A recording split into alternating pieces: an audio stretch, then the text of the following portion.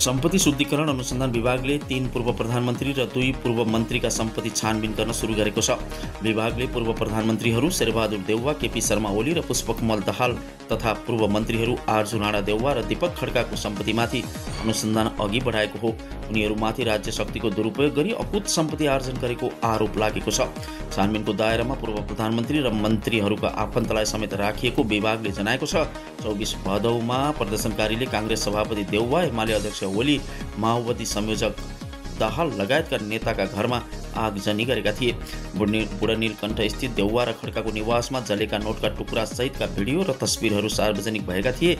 विभागले प्रहरीसँग पनि 24 भदौमा प्रदर्शनकारीले पूर्व प्रधानमन्त्री द्वय देउवा र दाहाल तथा तत्कालीन मन्त्री खड्काका घरमा भेटिएका जलेका नोटका टुक्रा र खरानीको फोरेन्सिक परीक्षण रिपोर्ट मागेको छ।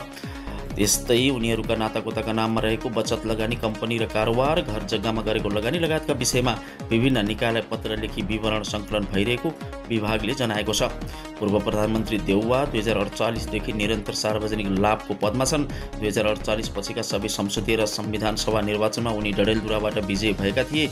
उनी 2048 मै गिरिजाप्रसाद कोइराला नेतृत्वको सरकारमा गृहमन्त्री बनेका हुन्।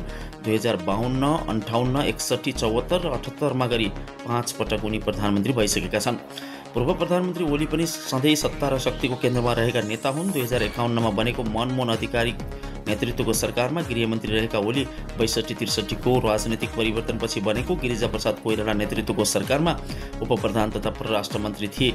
उनी 2072, 74, 77 र 81 गरी 4 पटक प्रधानमन्त्री भइसकेका छन्। ओलीमाथि विवादित व्यापारीलाई पोसेको सरकारी सार्वजनिक सम्पत्ति कौडीको भावमा सुम्भिएको आरोप लाग्दै आएको छ।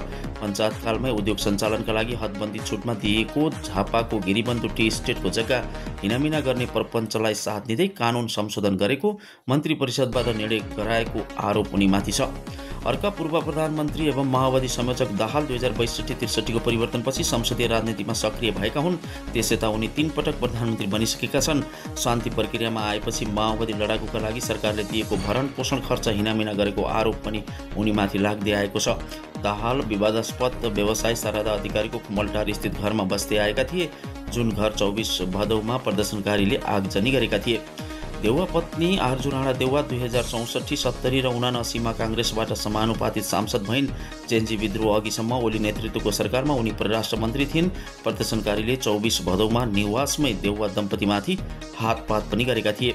काङ्ग्रेस नेता दीपक खड्का ऊर्जा, जलस्रोत तथा सिँचाइ मन्त्री भएका बेला जल विद्युत आयोजनाको लाइसेन्स दिँदा र ठेक्का लगाउँदा विवादमा मुछिएका थिए।